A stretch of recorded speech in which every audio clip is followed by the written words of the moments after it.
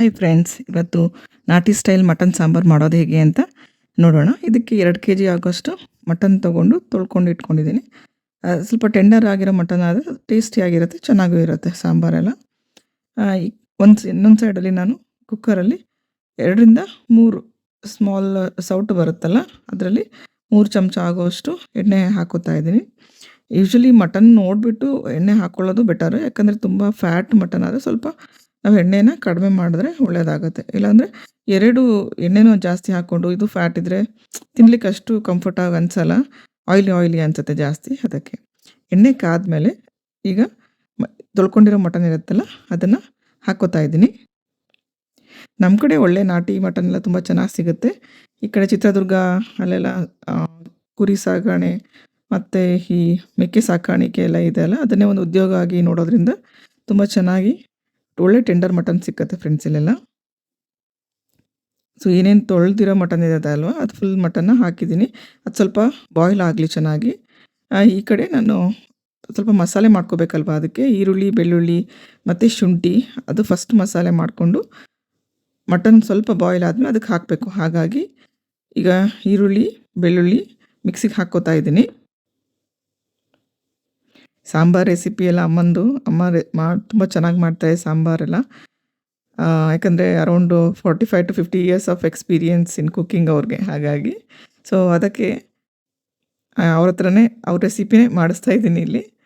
ನಾನು ಮಿಕ್ಸಿಗೆ ಶುಂಠಿ, ಬೆಳ್ಳುಳ್ಳಿ ಮತ್ತು ಸ್ವಲ್ಪ ಅರಿಶಿನ ಹಾಕಿದ್ದೀನಿ. ಹಾಕ್ಬಿಟ್ಟು ಮಿಕ್ಸಿ ಮಾಡ್ಕೋತಾ ಇದ್ದೀನಿ ಫ್ರೆಂಡ್ಸ್. ನೋಡಿ ಈ ರೀತಿ ಆಗುತ್ತೆ. ಸೊ ಈ ಕಡೆ ಮಟನ್ನು ಬಾಯ್ಲ್ ಆಗ್ತಾಯಿದೆ ಅಲ್ವಾ, ಸ್ವಲ್ಪ ಉಪ್ಪು ಹಾಕ್ಕೊಳ್ಳೋಣ. ಉಪ್ಪು ನೋಡಿ ಹಾಕ್ಕೊಳ್ಳಿ. ಇನ್ನೊಮ್ಮೆ ಬೇಕಿದ್ದರೆ ನೀವು ನೀರೆಲ್ಲ ಹಾಕಿರ್ತೀವಲ್ಲ, ಆಮೇಲೆ ಬೇಕಾದ್ರೆ ಸ್ವಲ್ಪ ಟೇಸ್ಟ್ ಕೂಡ ನೋಡಿಬಿಟ್ಟು ಹಾಕ್ಬೋದು. ಬಟ್ ಇಲ್ಲಿ ಅಮ್ಮ ಮಾಡ್ತಿರೋದ್ರಿಂದ ಅವರು ಒಮ್ಮೆಲೇ ಹಾಕ್ಬಿಡ್ತಾರೆ, ಅವ್ರಿಗೆ ಅಷ್ಟು ಎಕ್ಸ್ಪೀರಿಯೆನ್ಸ್ ಇದೆ ಅಲ್ಲ. ಸೊ ಏನು ಹಾಕೋದು ಅವ್ರು ಕೈಯಲ್ಲೇ ಹಾಕೋದು, ಯಾಕಂದರೆ ಅವ್ರ ಕೈಯಲ್ಲಿ ಹಾಕಿದ್ರೆ ಒಂದು ಅಳತೆ ಸಿಗುತ್ತೆ ಅಂತ ಹೇಳಿ. ನೋಡಿ ಉಪ್ಪು ಹಾಕಿದ್ಮೇಲೆ ಎಲ್ಲ ನೀಟಾಗಿ ಬಾಡಿಸ್ಕೊತಾ ಇದ್ದೀನಿ. ಈ ಮಟನ್ ಹಸಿ ಸ್ಮೆಲ್ಲು ಅಂತ ಹೇಳ್ತಾರಲ್ಲ, ಅದು ಹೋಗೋವರೆಗೂ ಸ್ವಲ್ಪ ನಾವು ಬಾಡಿಸ್ಕೋಬೇಕು.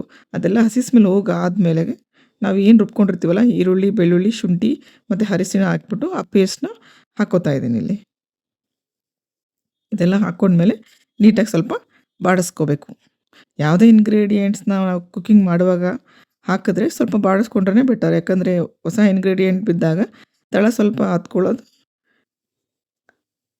ಆಗುತ್ತೆ. ಹಾಗಾಗಿ ಇಲ್ಲಿ ನೋಡಿ ಬಾಡಿಸ್ಕೋತಾ ಇದ್ದಾರೆ. ಸ್ವಲ್ಪ ಅರಿಶಿನ ಅಂದರೆ ಆ ಪೇಸ್ಟ್ ಏನೇನು ಮಾಡ್ಕೊಂಡಿದ್ವಲ್ಲ, ಈರುಳ್ಳಿ, ಬೆಳ್ಳುಳ್ಳಿ ಪೇಸ್ಟ್ ಅಂತ ಹೇಳ್ತೀವಿ ನಾವು ಯೂಶ್ವಲಿ, ಅದನ್ನು ಹಾಕ್ಕೊಂಡ್ಮೇಲೆ ಬಾಡಿಸ್ಕೋತಾ ಇದ್ದಾರೆ. ಚೆನ್ನಾಗಿ ಬಾಡಿಸ್ಕೊಂಡು ಅದನ್ನು ಸ್ವಲ್ಪ ಬಾಯ್ಲ್ ಆಗಕ್ಕೆ ಬಿಡಬೇಕು. ಸ್ವಲ್ಪ ಹೊತ್ತು ಆದಮೇಲೆ ಸ್ವಲ್ಪ ಹೊತ್ತು ಅಂದರೆ ಒಂದು 3ರಿಂದ 4 ನಿಮಿಷ ಆದಮೇಲೆ ನಿಮಗೆ ಖಾರಕ್ಕೆ ತಕ್ಕಂಗೆ, ಅಂದರೆ ಮನೇಲಿ ತುಂಬ ಖಾರ ತಿನ್ನೋಂಗಿದ್ರೆ ಅದು ಡಿಪೆಂಡ್ ಆನ್ ದ್ಯಾಟ್, ನಿಮ್ಗೆ ಎಷ್ಟು ಬೇಕೋ ಅಷ್ಟು ಖಾರದ ಪುಡಿ ಹಾಕ್ಕೊಳ್ಳಿ. ಅಮ್ಮ ಇಲ್ಲಿ ಒಂದು 3 ಸ್ಪೂನ್ ಖಾರದ ಪುಡಿ ಸಜೆಸ್ಟ್ ಮಾಡಿದ್ರು, ಅವರೇ ಹಾಕಿದ್ದಾರೆ ಕೂಡ. 3 ಸ್ಪೂನ್ ಖಾರದ ಪುಡಿ ಹಾಕಿದ್ದಾರೆ. ಯಾಕಂದರೆ ನಮ್ಮ ಮನೇಲಿ ತುಂಬ ಖಾರನೂ ತಿನ್ನೋದಿಲ್ಲ, ತುಂಬ ಮೈಲ್ಡಾಗೂ ತಿನ್ನೋದಿಲ್ಲ, ಮೀಡಿಯಮ್ ಆಗಿ ಇರಬೇಕು. ಹಾಗಾಗಿ ಅದು ನೋಡಿಕೊಂಡು ಇಲ್ಲಿ 3 ಸ್ಪೂನ್ ಖಾರದ ಪುಡಿ ಹಾಕಿದ್ದೀನಿ. ಖಾರದ ಪುಡಿ ಕೂಡ ಮನೆಯಲ್ಲೇ ಮಾಡೋದು. ಸೊ ಅಮ್ಮ ಅಷ್ಟು ಬ್ಯುಸಿಯಾಗಿದ್ರೂ ಅವ್ರ ಶೆಡ್ಯೂಲಲ್ಲಿ ಈ ಸಾಂಬಾರು ಪೌಡ್ರ್ ಆಗಿರ್ಬೋದು, ಖಾರದ ಪುಡಿ ಆಗಿರ್ಬೋದು ಎಲ್ಲನೂ ಮಾಡಿಟ್ಕೋತಾರೆ. ನನಗೂ ಅಕ್ಕನಿಗೂ ಎಲ್ಲನೂ ಮನೆಯಿಂದನೇ ತೊಗೊಂಡೋಗೋದು ನಾವು ನಮ್ಮ ಮನೆಗಳಿಗೆ. ಈಗ ಎಷ್ಟು ನೀರು ಬೇಕೋ ಅಷ್ಟು ಹಾಕ್ಕೊಳ್ಳಿ, ಅಂದರೆ ನಿಮಗೆ ಸಾಂಬಾರಿಗೆ ಎಷ್ಟು ನೀರು ಬೇಕಾಗುತ್ತೋ ಅಷ್ಟು ಹಾಕ್ಕೊಳ್ಳಿ. ಮಟನ್ ಸ್ವಲ್ಪ ಮಸಾಲೆ ಮತ್ತು ಆ ಖಾರದ ಪುಡಿ ಜೊತೆ ಹೊಂದ್ಕೊಂಡು ಸ್ವಲ್ಪ ಬಾಯ್ಲ್ ಆಗ್ಲಿಕ್ಕೆ ಸ್ಟಾರ್ಟ್ ಆದಮೇಲೆ ನಿಮಗೆ ಎಷ್ಟು ಸಾಂಬಾರು ಬೇಕೋ ಅಷ್ಟು ನೀರನ್ನು ಹಾಕ್ಕೊಳ್ಳಿ. ಹಾಕ್ಕೊಂಡು ಒಮ್ಮೆಲೆ ಬಾಡಿಸ್ಕೊಳ್ಳಿ.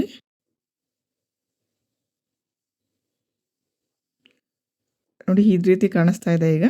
ಈಗ ಮನೆಯಲ್ಲೇ ಮಾಡಿರೋವಂಥ ಸಾಂಬಾರು ಪೌಡರ್, ಯೂಶ್ವಲಿ ಮಟನ್ಗೆ ಮತ್ತು ಯೂಶ್ವಲಿ ನಾನ್ ವೆಜ್ಗೆಲ್ಲ ಬೇರೆ ಸಾಂಬಾರು ಪೌಡರ್ನೇ ಮಾಡಿರ್ತಾರಮ್ಮ.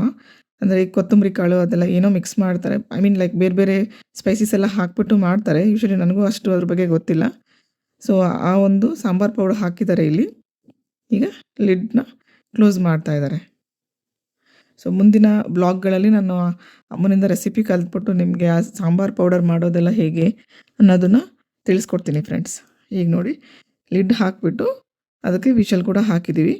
ಇನ್ನೊಂದು ಕಡೆ ನಾವು ಮಸಾಲೆಗೆ ಏನೇನು ಬೇಕು ಅದನ್ನು ರುಬ್ಕೊಳ್ಳೋಣ ಫ್ರೆಂಡ್. ಇಲ್ಲಿ ತೆಂಗಿನಕಾಯಿ, ಸ್ವಲ್ಪ ಸ್ಪೈಸಸ್ ತೊಗೊಂಡಿದ್ದಾರೆ.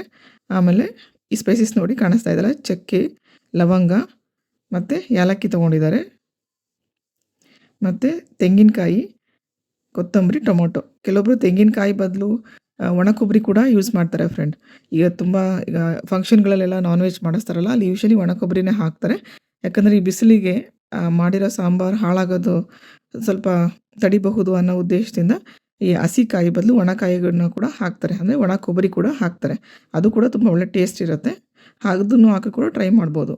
ಇಲ್ಲಿ ನಾವು ಹಸಿ ಕಾಯಿನೇ ಹಾಕ್ತಾಯಿದ್ದೀವಿ. ಹಸಿ ಕಾಯಿ ಮತ್ತು ಸ್ಪೈಸಸ್ ಹಾಕ್ತಾಯಿದ್ದೀವಿ.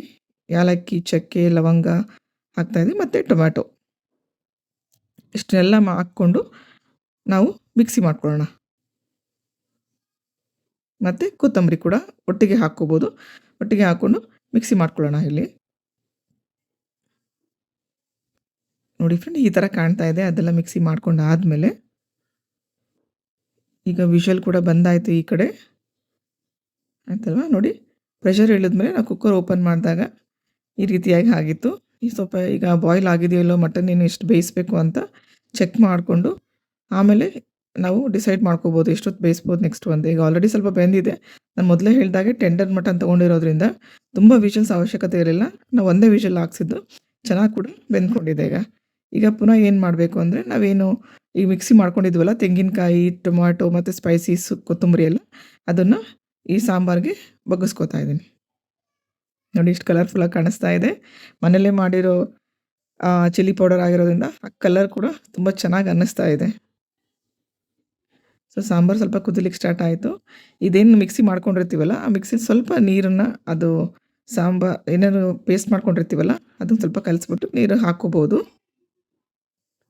ಈಗೆಲ್ಲ ಸ್ವಲ್ಪ ಬಾಡಿಸ್ಕೊಳ್ಳೋಣ ಫ್ರೆಂಡ್. ನೋಡಿ ಎಷ್ಟು ಚೆನ್ನಾಗಿ ಕಾಣಿಸ್ತಾ ಇದೆ ಅಲ್ಲ, ಕಲರ್ಫುಲ್ಲಾಗಿ ಕಾಣಿಸ್ತಾ ಇದೆ. ಮಟನ್ ಕೂಡ ಒಂದು ಹದವಾಗಿ ಬೆಂದಿದೆ, ಚೆನ್ನಾಗಿ ಅನ್ನಿಸ್ತಾ ಇದೆ.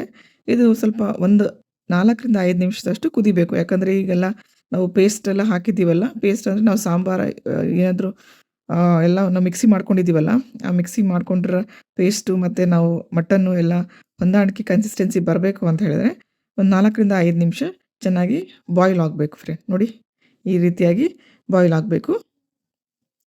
ಈಗ ಮಟನ್ ಸಾರು ರೆಡಿ ಆಗ್ತಾ ಇದೆ ಸರ್ವ್ ಮಾಡಲಿಕ್ಕೆ.